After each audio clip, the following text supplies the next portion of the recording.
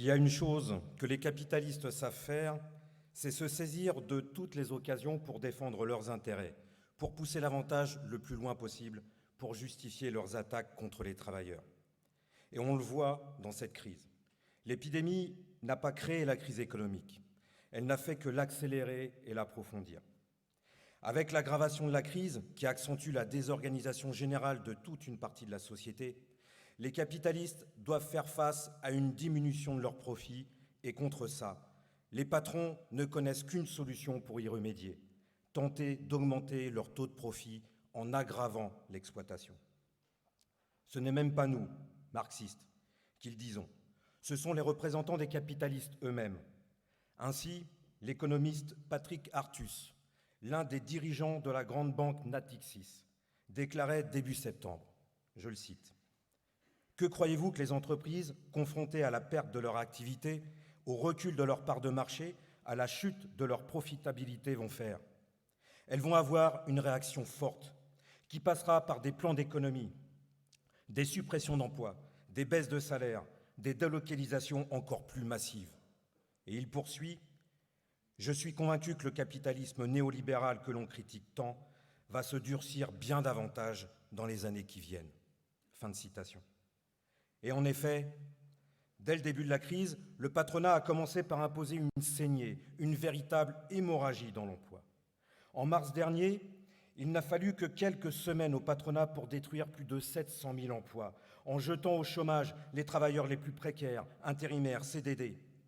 Beaucoup de ceux qui sont sous le nom pompeux d'auto-entrepreneurs, qui ne sont en fait que des travailleurs, à la différence qu'ils n'ont même pas les fragiles protections des travailleurs salariés, ont perdu toute activité. Puis, s'en sont suivies des annonces en rafale, de plans de suppression d'emplois, de licenciements et de fermetures d'entreprises, comme à Airbus, Air France, Nokia, Renault, Smart, La Halle, Courtepaille, André, General Electric, Auchan, Bridgestone. La liste est bien trop longue pour tous les citer. Tous les secteurs d'activité sont concernés, d'autant plus que, dans bien d'autres secteurs, le Covid sert surtout de prétexte au grand patronat pour aggraver et accélérer des attaques prévues depuis longtemps. Le Covid sert maintenant de justification au plan de licenciement et aux fermetures d'entreprises, à la remise en cause des 35 heures, à la réduction du nombre de jours fériés ou de jours de congés payés ou au chantage à l'emploi pour imposer des baisses de salaire. Ce ne sont pas seulement les travailleurs les moins qualifiés, les moins payés comme les ouvriers de l'automobile ou les employés de la grande distribution qui sont touchés. C'est aussi le technicien en télétravail de chez Nokia, par exemple, ou l'ingénieur en recherche et développement chez Airbus qui voit leur emploi menacé.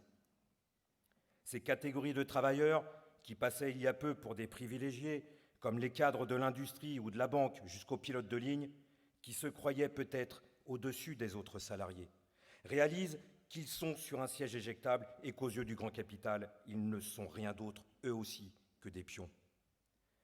Dans cette attaque générale contre l'emploi, il y a les entreprises qui font la une du 20h, les grands groupes industriels connus du grand public qui sont les donneurs d'ordre. Et puis, il y a les dizaines, les centaines d'entreprises dont les médias ne parlent pas, les sous-traitants, les fournisseurs de ces grands donneurs d'ordre. Et là, la guerre fait rage. Quant au sein des grands groupes industriels comme Renault ou Air France, les directions d'entreprise en sont encore au plan de suppression d'emplois sous forme de départ dits volontaires ou de départ en pré-retraite non remplacés. Pour les entreprises sous-traitantes soumises aux commandes et aux ordres des grands groupes industriels, ce sont directement les licenciements secs, voire les fermetures d'usines. Cette attaque générale est non seulement dévastatrice pour les travailleurs qui perdent brutalement leur seul moyen de vivre, mais elle l'est tout autant pour l'ensemble de la société. Une entreprise qui ferme, qu'elle soit petite ou grande, cela a des effets mortels sur tout le territoire où elle est installée. Quand des centaines, des milliers de familles de travailleurs voient leurs ressources chuter, quand il n'y a que le chômage comme perspective, cela impacte forcément la ville, le département, la région. Ce sont les commerçants, les artisans, les patrons encore plus petits qui vont en pâtir et vont voir à leur tour les difficultés s'aggraver. Tous ces petits restaurateurs, ces artisans, ces commerçants, ceux qui vivent grâce à la consommation des travailleurs, qui croyaient que leur propriété les plaçait au-dessus des salariés, qui espéraient que leur petit capital les protégerait des aléas de l'économie, se rendent compte que ce qui se joue aujourd'hui, c'est, au-delà de la survie de leur petit commerce, directement leur peau et la survie de leur famille. Quand on ajoute à cela les allers-retours du gouvernement dans telle ou telle région, sur les mesures de fermeture de certains établissements, et le fait que certains ne se sont pas relevés du confinement du printemps dernier, mais aussi le fait que, plus que jamais, ces petites entreprises sont à la merci des banques, on comprend que la situation est déjà dramatique pour toute une partie de la petite bourgeoisie. La crise sanitaire et l'intensification de la guerre que la bourgeoisie mène contre les travailleurs ont déjà comme conséquence, pour nombre d'entre eux, l'endettement et la faillite. Aux yeux du grand capital, la petite bourgeoisie n'est pas beaucoup plus considérée que la classe ouvrière, et un certain nombre de petits patrons en font l'amère expérience. Comme ce patron d'une petite usine d'une vingtaine de personnes dans l'Oise, qui racontait la semaine dernière que le banquier à qui il venait de demander une ultime aide pour ne pas couler lui avait répondu « À part un paquet de pâtes, je ne peux rien pour vous ». Un autre patron de PME raconte « Vous avez beau vous débattre dans tous les sens, ne plus dormir, chercher toutes les solutions, vous ne pouvez rien contre une activité qui ne repart pas et des banques qui refusent de vous aider. » Pour beaucoup, l'avenir sera de pointer à Pôle emploi avant d'avoir la chance, le privilège, comme certains peuvent encore le penser, de décrocher une mission d'intérim comme manutentionnaire ou ouvrier de fabrication. Oui, la crise économique qui s'approfondit ne va pas toucher que les travailleurs salariés, mais toutes les classes laborieuses, tous ceux qui vivent de leur travail. Elle va jeter dans la pauvreté nombre de petits et de moyens bourgeois qui n'auront comme seule solution pour survivre de trouver un emploi salarié et de se retrouver à vivre les mêmes difficultés que les prolétaires. Il n'est donc pas étonnant de voir les petits restaurateurs et bistrotiers de Marseille se mobiliser. Ils savent qu'avec la fermeture de leur commerce, pour les plus petits, les plus fragiles, ceux qui n'ont pas les moyens de négocier avec les banques, ils jouent leur peau. C'est ça le capitalisme. Un système économique qui a pour conséquence d'écraser, de ruiner, d'appauvrir tous ceux qui vivent de leur travail. Le capitalisme en crise n'a pas d'autre perspective à offrir à l'ensemble de la société que chômage et appauvrissement généralisé. Pour illustrer cette guerre sociale que mène la grande bourgeoisie, je vais prendre les déclarations de Carlos Tavares, le PDG du groupe PSA dans lequel je travaille. Lors d'une réunion avec des représentants syndicaux, il a tenu, pour justifier sa politique, à expliquer que PSA, depuis des années, augmentait ses ventes car le marché automobile s'élargissait. Mais cette année, le marché automobile va sans doute baisser de 20%. Pour continuer à augmenter ses ventes, PSA ne peut plus compter sur l'augmentation du marché. Par conséquent, Tavares a déclaré, je le cite, « Je vais utiliser une formule guerrière qui va sans doute vous choquer, mais il va falloir aller manger dans la gamelle des autres. » Manger dans la gamelle des autres, c'est faire la guerre aux autres constructeurs automobiles, Renault, Toyota, Volkswagen, pour aller leur prendre leur part de marché. Évidemment, ça n'a rien d'extraordinaire. La concurrence féroce, la guerre de tous contre tous, est inscrite dans le code génétique du capitalisme. Mais la formule grossière utilisée par Tavares, tout comme le fait qu'il parle de langage guerrier, en dit long sur l'état d'esprit du patronat. Quand nous disons, nous, que les capitalistes sont des requins, on nous reproche parfois d'avoir une vision caricaturale. Mais voilà qu'eux-mêmes se décrivent comme des chiens affamés prêts à aller mordre le voisin de niche pour lui voler son os. Sauf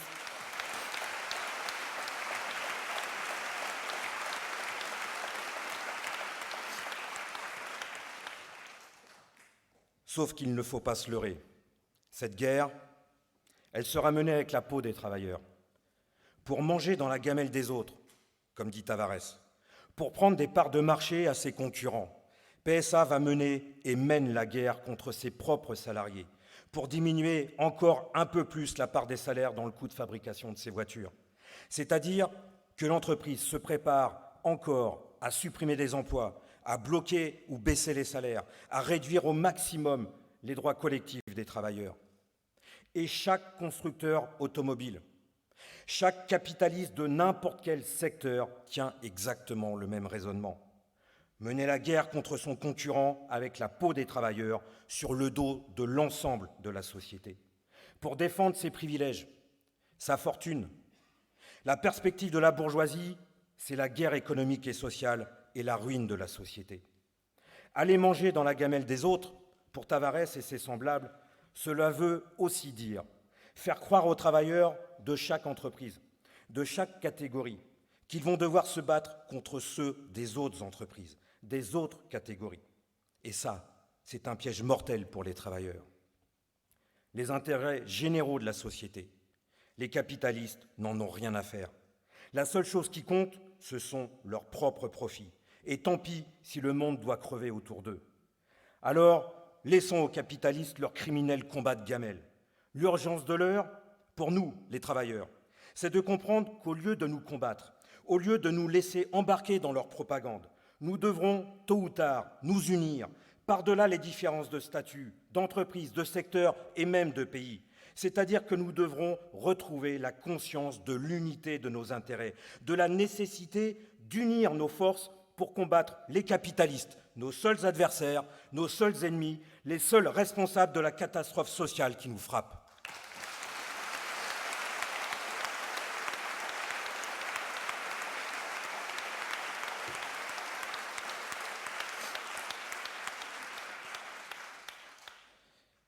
Bien sûr, cela paraît bien loin aujourd'hui, car face à cette situation, nous le savons, nous le constatons tous, les travailleurs ne sont pas mobilisés. Ils encaissent les coups sans les rendre. Eh bien, il ne faut pas s'en étonner, et encore moins, surtout ne pas s'en démoraliser. Aujourd'hui, c'est l'angoisse et l'inquiétude qui règnent dans les rangs du monde du travail, et c'est compréhensible. Quand vous apprenez qu'une entreprise aussi emblématique que Renault projette de fermer 5 usines, quand vous entendez que Bridgestone annonce brutalement, du jour au lendemain, la fermeture de son usine de Béthune avec 860 licenciements secs, cela ne peut être qu'un coup de massue. Et la première réaction, eh bien, c'est l'expectative, l'ahurissement. D'un coup, les fermetures d'usines, avec ce que cela implique, le chômage, les difficultés financières, devient quelque chose de réel, de palpable. On réalise que ça n'arrive pas qu'aux autres, et sans savoir quoi faire. Surtout quand dans votre entreprise, comme c'est le cas de tellement d'entre elles, il n'y a plus de militants combatifs pour vous donner des perspectives de lutte. Surtout que pendant des années, ces militants ouvriers ont milité pour convaincre les travailleurs de voter pour faire élire un bon gouvernement de gauche, plutôt que de lutter avec le résultat que l'on connaît, trahison de la gauche, démoralisation de ces mêmes militants et recul général de la conscience politique. Quand vous êtes un ouvrier, une employée, un agent de sécurité et que vous entendez que des centaines d'ingénieurs de Nokia sont eux aussi menacés de licenciement, alors que l'entreprise, durant le confinement, a augmenté sa rentabilité, eh bien vous prenez conscience que personne n'est à l'abri, mais surtout qu'avoir un métier très qualifié ne protège pas du chômage. Alors quand vous n'êtes qu'un ouvrier, c'est pire. Et quand vous voyez que les patrons, qui n'hésitent pas à licencier, ont le soutien sans faille du gouvernement, qui leur donne des milliards, que ça coule à flot, qu'on leur concocte des lois qui leur permettent de licencier encore plus facilement et même d'éponger leurs dettes. Comme dans le cas des magasins Alinéa, où le rejeton Muliez, une des plus grandes familles bourgeoises du pays, a eu gain de cause au tribunal pour racheter sa propre entreprise après l'avoir mise en faillite, en licenciant la moitié des travailleurs. Alors, vous vous dites que le camp d'en face est fort, très fort, et que vous ne pesez rien. Alors la première réaction, c'est de chercher à sauver sa peau individuellement, de faire le dos rond, de mettre la tête dans les épaules en espérant que le coup va tomber à côté, de se dire que peut-être, si on accepte une réduction de salaire ou de lâcher 1 ou 2 jours de congé, de travailler un peu plus, de faire des heures supplémentaires qui ne seront pas payées, alors on peut espérer garder son boulot, car en fin de compte, sans salaire, on ne peut pas vivre. Cette réaction que l'on constate tous autour de nous, elle est humaine, elle est compréhensible, elle est la conséquence de la peur et de l'angoisse.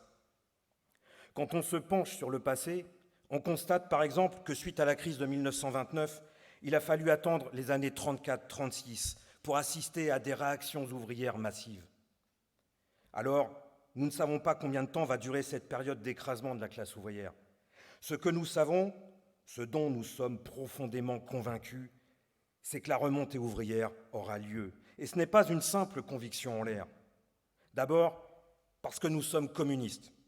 Nous avons une confiance inébranlable dans la capacité des exploités de sortir de la paralysie, de sortir de la torpeur, à refuser d'accepter son sort et à se révolter. Toute l'histoire le montre. Depuis les révoltes d'esclaves dans l'Antiquité jusqu'aux révolutions du XVIIIe siècle, en passant par les jacqueries du Moyen Âge, depuis les révolutions ouvrières du XIXe siècle, jusqu'aux récentes mobilisations sociales dans les pays arabes, en Amérique du Sud, en Biélorussie, en passant par les révolutions russes et les révoltes anticoloniales qui ont suivi la Seconde Guerre mondiale, oui, toute l'histoire montre qu'il arrive toujours un moment où les opprimés sortent de leur torpeur et brandissent à nouveau le drapeau de la révolte. N'en déplaise à M. Tavares et ses semblables, les exploités ne sont pas des chiens à la gamelle, ce sont des dizaines, des centaines de millions de femmes et d'hommes que l'injustice du monde capitaliste poussera tôt ou tard à retrouver le chemin de la révolte.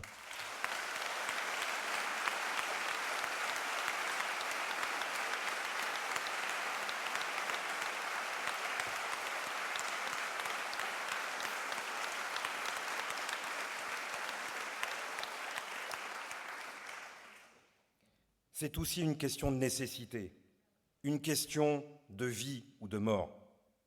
Pour faire perdurer leurs profits, les capitalistes n'ont pas d'autre choix que de mener une guerre à mort aux travailleurs à l'échelle de toute la planète.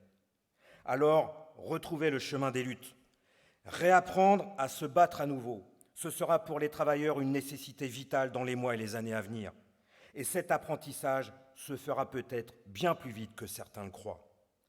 Ce n'est pas dans le pouvoir des militants révolutionnaires, ni d'aucun autre d'ailleurs, que le sentiment de révolte s'exprime ou explose. Il ne suffit pas d'appuyer sur un bouton pour mettre en branle des millions de femmes et d'hommes. Cela ne s'est jamais passé comme cela dans l'histoire. La remontée de la combativité, c'est un phénomène bien plus compliqué, une évolution de la conscience collective qui dépend d'innombrables facteurs. Mais à chaque fois, on l'a toujours vu dans l'histoire, les responsables de l'embrasement social, ce sont les exploiteurs eux-mêmes. Ceux qui allumeront la mèche de l'explosion sociale, ce sera le gouvernement qui prendra la mesure de trop, comme une augmentation des impôts de trop, une attaque contre les retraites ou l'assurance chômage de trop. Ce seront les patrons de tels groupes industriels qui annonceront le plan de licenciement ou une énième baisse de salaire de trop. Nous ne savons pas, nous ne pouvons pas savoir d'où cela viendra, ni quel chemin prendra la contestation sociale. Mais nos choix politiques et militants, c'est de miser sur cette explosion sociale, sur la mobilisation de la classe ouvrière. Dans la société capitaliste, face au grand patronat, la seule solution pour que les travailleurs sauvent leur peau, c'est la lutte collective, la lutte sociale. Sans mobilisation déterminée et massive, les travailleurs resteront des esclaves. Mais il ne suffira pas de lutter. Il faudra qu'ils aient conscience contre qui et contre quoi ils doivent se battre. La bourgeoisie et sa dictature sur la société.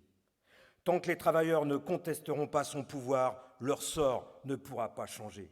Voilà pourquoi, malgré le recul du mouvement ouvrier, malgré la démoralisation générale du monde du travail, malgré l'écrasement actuel et l'absence de lutte sociale d'ampleur, nous sommes plus que jamais déterminés à tenir fermement le drapeau de la lutte de classe, le drapeau de la révolution sociale, parce que c'est la seule perspective valable pour la classe ouvrière et l'ensemble de la société.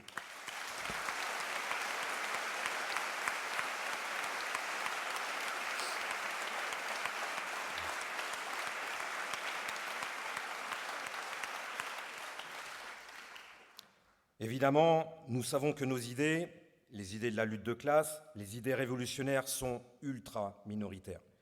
Mais dans ce contexte d'attaque patronale et gouvernementale et de recul de la conscience politique des travailleurs, il ne peut en être autrement. L'absence de lutte, de grève, pèse sur bien des militants syndicaux et de bien des militants politiques qui se placent sincèrement du côté des travailleurs. Eux-mêmes sont souvent emportés par la démoralisation générale, car sur le fond, ils ne placent plus leur confiance, et depuis longtemps, dans la capacité de mobilisation des travailleurs. Alors, pour tenir dans cette période, où les coups pleuvent sur les travailleurs sans qu'ils soient encore en capacité de les rendre, il est vital d'avoir des convictions politiques claires et déterminées. Les idées communistes révolutionnaires sont les seules idées qui permettent de ne pas perdre le moral, de ne pas abdiquer face à la démoralisation ambiante, de regarder au-delà de la période actuelle et de s'appuyer sur tout ce que nous apprend l'histoire du mouvement ouvrier, l'histoire des révoltes et des révolutions, pour rester fermement convaincus que l'avenir du monde appartient à la classe ouvrière.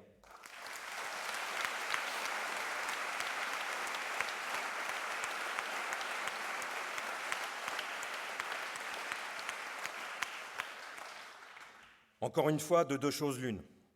Soit les travailleurs reprennent confiance dans leur force collective et reprennent le chemin de la lutte sociale, soit la société continuera de s'enfoncer dans la barbarie. Eh bien nous ne nous résignons pas.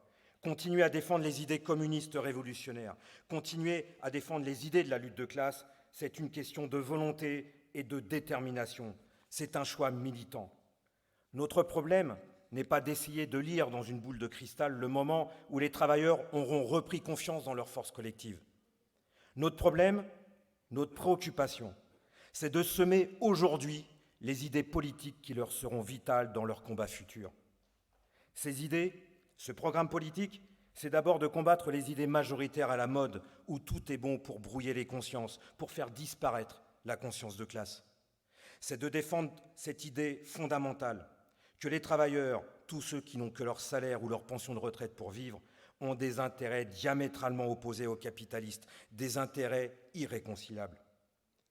Dans l'actuelle période, marquée par les fermetures d'entreprises et les licenciements de masse, nous devons combattre le souverainisme, la propagande sur la relocalisation, sur la stratégie industrielle, toutes ces idées qui sont portées par des politiciens de gauche comme de droite et même des responsables syndicaux.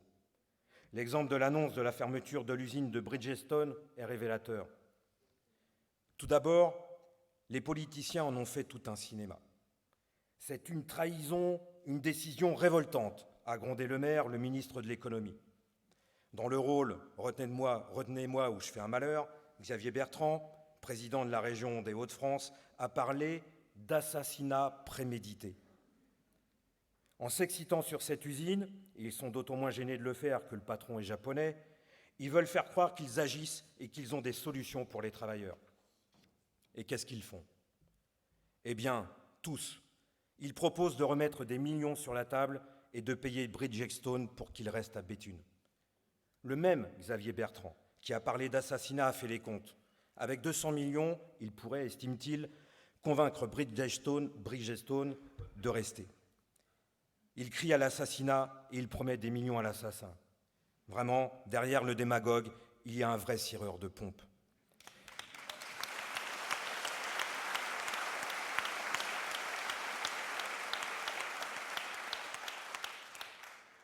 C'est la même politique du côté du Rassemblement national, mais aussi du Parti communiste ou de la France insoumise. Après avoir expliqué tout le mal qu'il pense de ces multinationales qui touchent des aides publiques à gogo et licencient, il propose, comme le gouvernement, de leur redonner des millions. Alors certes, ils insistent sur les contreparties et les conditions, mais ce ne sont que des mots de politiciens qui sont responsables devant le grand patronat. Car ils se gardent bien d'affirmer l'idée qu'il faudrait imposer la réquisition pure et simple de ces entreprises qui se sont goinfrées d'argent public, tant ils ont peur de mettre cette idée dangereuse pour les patrons dans la tête des travailleurs. Quand Hollande a mis en place le CICE, il avait, disait-il, conclu un pacte avec le patronat, le pacte de compétitivité. L'État accordait des millions en baisse d'impôts, le grand patronat devait investir et créer 1 million d'emplois ou augmenter les salaires. On voit ce qu'il en est dans toutes les entreprises. Toutes ces histoires de pactes, de contrats, d'accords sont des escroqueries. Alors, jouer aux conseillers du patronat sur la façon dont il doit investir son argent, relocaliser et réindustrialiser le pays, comme le font les politiciens de droite ou de gauche et les dirigeants syndicaux, est ridicule. Et c'est surtout une tromperie qui conduit à l'illusion qu'il pourrait y avoir des intérêts et des projets communs entre exploités et exploiteurs. Autre tromperie, toutes les variantes autour du protectionnisme. Soi-disant, il est possible d'empêcher ces fermetures d'usines et ces délocalisations en imposant des droits de douane ou des normes sociales et environnementales, nous dit-on du côté de Le Pen, mais aussi du côté de Fabien Roussel, du Parti communiste, ou de François Ruffin, de la France insoumise. Française aussi, hein.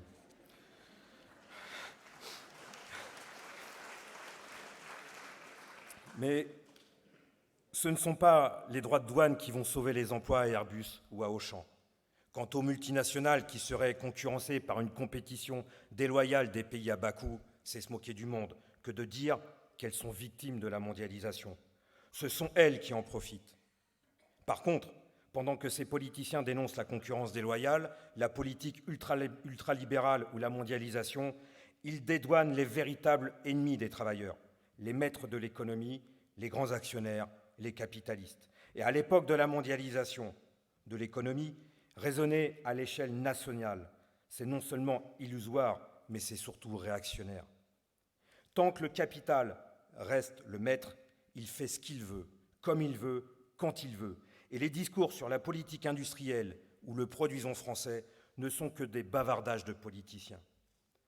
Récemment, lors d'un débat avec Philippe Martinez, secrétaire de la CGT, qui réclamait plus de dialogue avec le patronat, le patron du MEDEF, Roux de Bézieux, bien plus conscient politiquement que lui a répondu « On peut toujours discuter stratégie industrielle, pas de souci, mais au final, c'est celui qui a le capital qui décide. Point barre. » Les dirigeants politiques peuvent se faire élire et prétendre gouverner, mais ce sont les actionnaires, la grande bourgeoisie qui imposent leur dictature sur l'économie. Le président de la République et les ministres ne sont que des paillassons sur lesquels les multinationales s'essuient les pieds. Par contre, ce que le gouvernement et la bourgeoisie craignent par-dessus tout, c'est la colère des travailleurs eux-mêmes. Ce sont des luttes ouvrières assez déterminées et massives pour qu'ils se sentent menacés de tout perdre. Les statuts historiques de la CGT, votés au Congrès d'Amiens en 1906, précisaient que l'émancipation intégrale ne peut se réaliser que par l'expropriation des capitalistes. Jusqu'à 1995, les statuts de la CGT affirmaient qu'elle groupe en dehors de toute école politique tous les travailleurs conscients de la lutte à mener pour la disparition du salariat et du patronat. Oui, la crise actuelle montre à quel point cet objectif reste d'actualité. C'est une perspective que les dirigeants des confédérations syndicales et les dirigeants qui se disent de gauche ont abandonnée depuis très longtemps. Mais c'est la seule perspective valable. C'est celle que nous, à Lutte ouvrière, nous défendons encore et toujours. Car si la bourgeoisie est incapable d'assurer un emploi à tous avec des salaires dignes dans le cadre de son système, si elle mène à la ruine, y compris les couches intermédiaires que sont les petits patrons, commerçants et artisans, alors elle doit être expropriée et laisser la place aux travailleurs qui feront infiniment mieux qu'elle.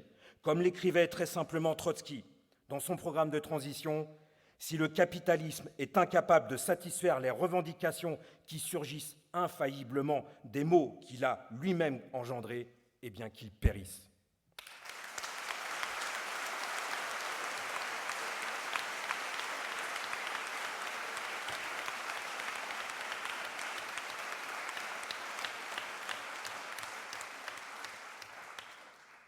Oui, les travailleurs sont parfaitement capables de diriger les entreprises 1000 fois mieux que cette minorité parasite.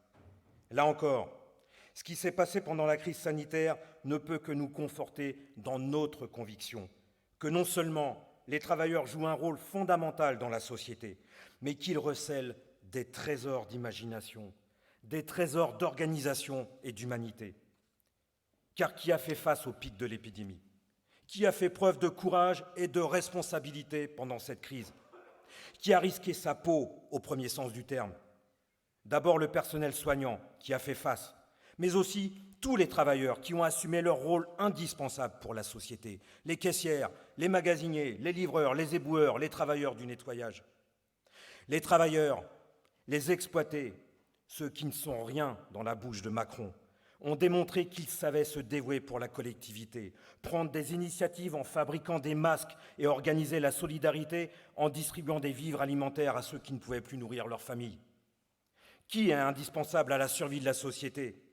Ce sont les travailleurs qui sont à leur poste tous les jours et pour lesquels, bien souvent, le télétravail ne suffit pas. Ce sont les ouvriers qui produisent dans les usines, les chauffeurs qui conduisent camions, bus et métros, les ouvriers agricoles qui nous alimentent en fruits et légumes. Toutes les richesses passent entre nos mains de travailleurs. Sans nous, rien ne se ferait. Et nous faisons le plus difficile.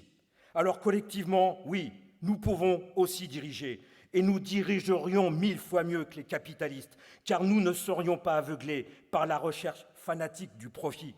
Nous serions guidés par les intérêts communs au plus grand nombre, satisfaire les besoins vitaux de tous, à commencer par les plus pauvres, avoir un emploi, un salaire et une retraite digne.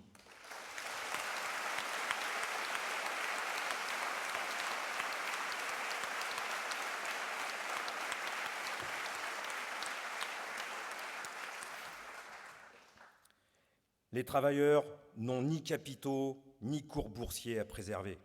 Ils n'ont que leur emploi et leur salaire. C'est ce qu'ils ont d'essentiel à sauver dans cette crise.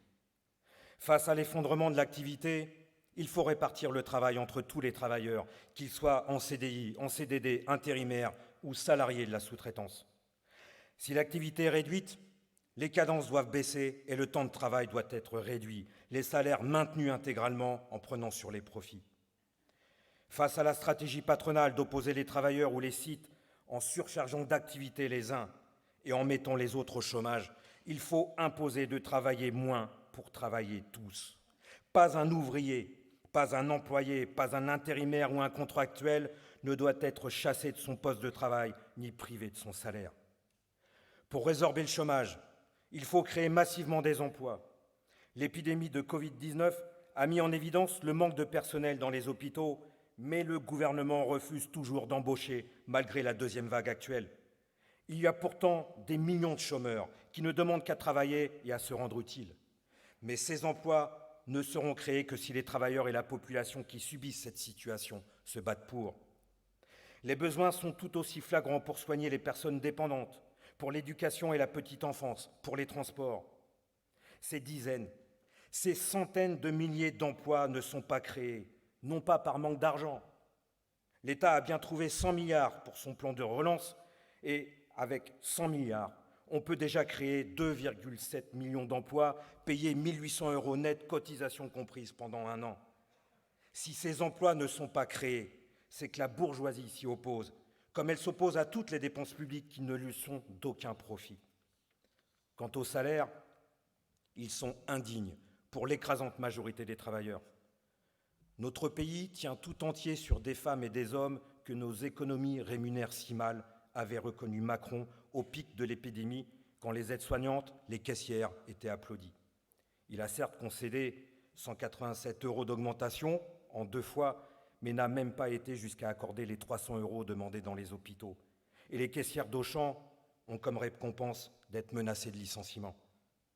Le seul moyen d'éviter que les travailleurs soient transformés en miséreux, réduits à dépendre de la charité publique et privée, est de porter le SMIC à 1 800 € net et d'augmenter les salaires au rythme des hausses de prix par l'échelle mobile des salaires, c'est-à-dire leur indexation sur les prix.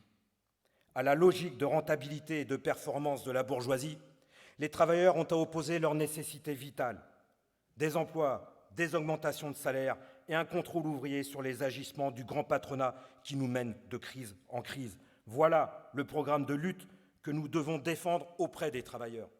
Des mesures qui ne peuvent être imposées à la bourgeoisie, non pas à travers des élections ou par l'action de soi-disant leaders au service du peuple qui s'empressent de trahir dès qu'ils arrivent aux affaires.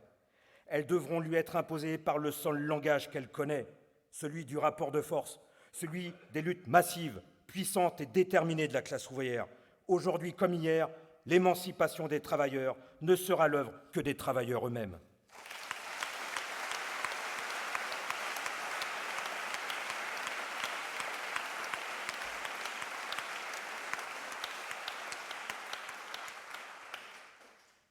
Il faut mettre en avant des mesures qui ont comme objectif de contester le pouvoir des capitalistes dans les entreprises et sur la société.